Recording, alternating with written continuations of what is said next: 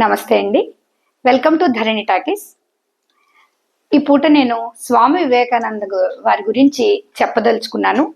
మనందరికీ, ఇండియన్స్ అందరికీ ప్రౌడ్గా చెప్పుకునే, మీకు మీ దేశంలో ఏముంది, మీరెవరి గురించి చెప్పగలరు, మీరెవరు వారసులు అని చెప్పుకుంటే అని అడిగితే, చెప్పుకోదలిస్తే గర్వంగా మనం చెప్పుకోదగిన మహోన్నత వ్యక్తిత్వం స్వామి వివేకానంద అండి.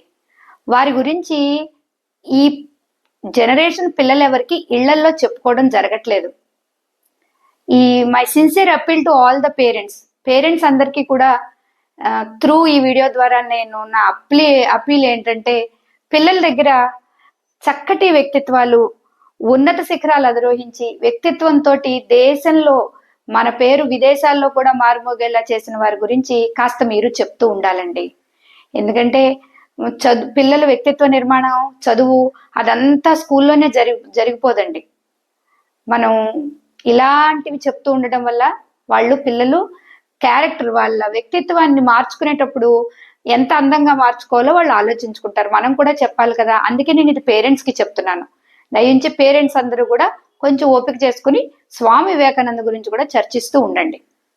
ఇప్పుడు వారి గురించి చెప్పాల్సిన అవసరం ఏమిటి అంటే, ఆఫ్టర్ కరోనా మనం అందరం చూస్తున్నాం, పిల్లల్లో కూర్చునే శక్తి లేదా ఏకాగ్రత, ఒక విషయం మీద శ్రద్ధ తగ్గిపోతూ ఉన్నాయి. ఇలాంటి వాటి గురించి చెప్పేటప్పుడు ఖచ్చితంగా మనం స్వామి వివేకానంద గారి పేరు తీసుకోవాల్సిందేనండి. స్వామి వివేకానంద వారి గురువు గారి మాట కోసం, లేదా వారు చెప్పిన మాటని మొత్తం సిద్ధాంతాన్ని సర్వవ్యాపం చేయడం కోసం అహర్నిశలు కష్టపడి దేశ విదేశాలు తిరిగి మొట్టమొదటిసారి చికాగో పార్లమెంట్ లో వాట్ ఈజ్ స్పిరిచువాలిటీ లేదా what is Hinduism, what is Indianism గురించి మాట్లాడి మొత్తం ప్రపంచ దేశాలందరూ మనకేసి చూసేలా చేసిన వ్యక్తిత్వం అండి. వారికి ఎంత సంకల్పం లేకపోతే అలా చేయగలరు చెప్పండి.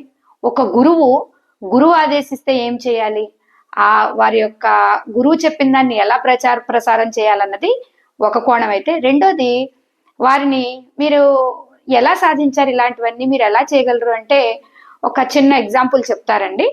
ఒకసారి ఆయన అక్కడ ఉన్నప్పుడు ఒక లైబ్రరీలో, అమెరికన్ కంట్రీస్ అక్కడ లైబ్రరీలోకి వెళ్ళి అస్తమానం రోజు చదువుకోవడానికి ఇన్ని పుస్తకాలు తెచ్చుకునేవారు ఆయన. ఏమిటి అక్కడ ఉన్న లైబ్రరీని ఇరిటేట్ అయిపోయిందట. ఏమిటి అస్తమానం ఇన్ని పుస్తకాలు పట్టుకెళ్తున్నాడు ఈయన, ఏంటి చదువుతున్నాడా లేదా, ఇలా తీసుకెళ్తున్నాడు అలా తీసుకొచ్చేస్తున్నాడని, నేను రేపు పొద్దుట నీకు ఒక టెస్ట్ పెడతాను, నువ్వు ఇలాగా చేయకూడదు అందట. మీ ఇష్టం అండి అన్నట్ట. అయితే ఇలా తీసుకెళ్ళటం అలా తీసుకురావడం, కూర్చొని ఒకసారి ఒక బుక్ ఓపెన్ చేసి అడిగితే ఏ పేజీలో ఏ లైన్లో ఏముందో కూడా చెప్పగలిగట ఆయన. అయితే మీరు ఎలా చేయగలిగారు ఏంటి అంటే, ఆయన ఇదంతా కూడా ఇన్వాల్వ్మెంట్ కి సంబంధించిన విషయము అని.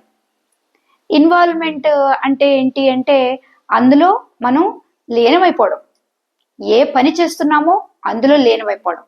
ఏ పని చేస్తున్నామో అందులో లీనమైపోయే లక్షణం మనకి ఎక్కడి నుంచి వస్తుంది అంటే, మెడిటేషన్ వల్ల వస్తుందండి. మెడిటేషన్ ఎక్కడి నుంచి వస్తుంది, ఎలా వస్తుందంటే, చిన్నప్పటి నుంచి ఒక విషయం పట్ల, దాని పట్ల మనం పిల్లలకి ఒక ఫోకస్ చేసి ఇది ఇలా బాగుంటుందని ఒక చోట కూర్చోబెడతాం. మన ఆచార వ్యవహారాల్లో పూజా విధానం అష్టోత్తరం శతోత్తరం అంటూ ఉంటాం. అంటే 100 నామాలు, 108 నామాలు, 1000 నామాలు. ఎందుకని ఇలాగా వారి ముందు కూర్చొని జపిస్తాం అంటే, మనకి ఆ టైంకి మొదలెట్టిన టైం నుంచి అంతసేపు కూర్చుంటే మనకి ఏకాగ్రత కుదురుతుంది అని. మన పూజ యొక్క అర్థం, మన ప్రార్థనల యొక్క అర్థం అదే. దానివల్ల మనం ఏమనుకుంటే అది అవుతుంది, నేను పూజ చేస్తే అవుతుంది అంటాం కదా, అది నిజమండి. మీరు పూజ కన్నా అక్కడ కూర్చుంటే మీ మనసు ఒకే పని మీద నిమగ్నమై ఉండటం, దాని గురించి ఆలోచించడం వల్ల మిగిలిన విషయాల పట్ల కూడా అలాంటి ఫోకస్ మనకు వస్తుంది. మరి మనకి ఎలాంటి ఫోకస్ వచ్చిందో మన పిల్లలకి అది అందించాలి కదా. వారు పూజ అది అంటే వినరు కాబట్టి మనం దాన్ని ఏకాగ్రతని, ఇంకొంచెం కాన్సన్ట్రేషన్ పెరగడానికి మెడిటేషన్ అని చెప్తున్నాం. Come back to the Vivekananda. ఆయన అడిగారట, మరి మీరు ప్రేయర్స్ చేయటం వల్ల ఇది సాధ్యమైందా అని.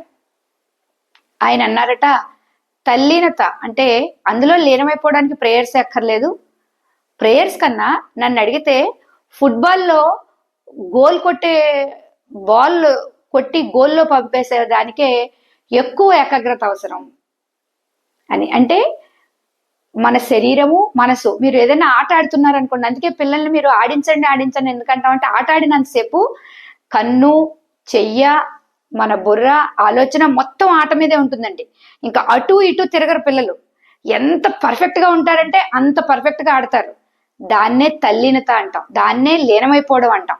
ఆ లీనమైపోయే అలవాటు మనం ఏదో ఒక దాంట్లో లీనమైపోవడం అన్నది అలవాటు చేస్తే చూడండి, చిన్నప్పుడు పిల్లలకి తినడం అలవాటు చేస్తాం, ఏదో వాళ్ళకి ఇష్టమైంది తినడం అలవాటు చేస్తాం. వయసు పెరిగే కొద్దీ అందులో కూరేస్తాం, పప్పేస్తాం, చారేస్తాం, అట్ట అట్ట అట్ట అట్ట నెమ్మదిగా కాస్త కాస్త మోతాదు పెంచుకుంటూ వస్తాం. అంటే ఒకసారి ఒక పనిని మనం అలవాటు చేయగలిగితే దాన్ని వాళ్ళు వాళ్ళు రోజువారీ దినచర్యలో భాగం చేసుకుని ఎదగడానికి వీలవుతుంది. మనమే ఆ లీనతని తల్లీనతని మనం వాళ్ళకి అలవాటు చేయకపోతే వారు ఎవరి దగ్గర నుంచి నేర్చుకుంటారు? ఇంట్లో కూడా అది చెయ్యాలండి.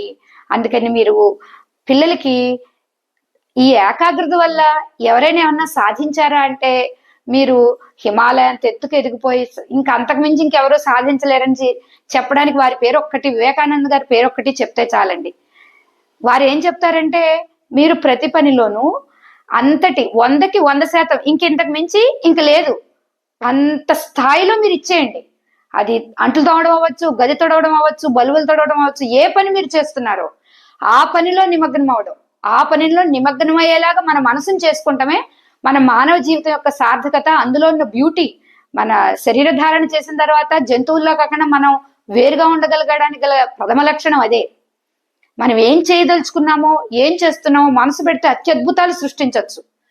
ఈ విషయాన్ని మనం పిల్లలకి నేర్పాలి.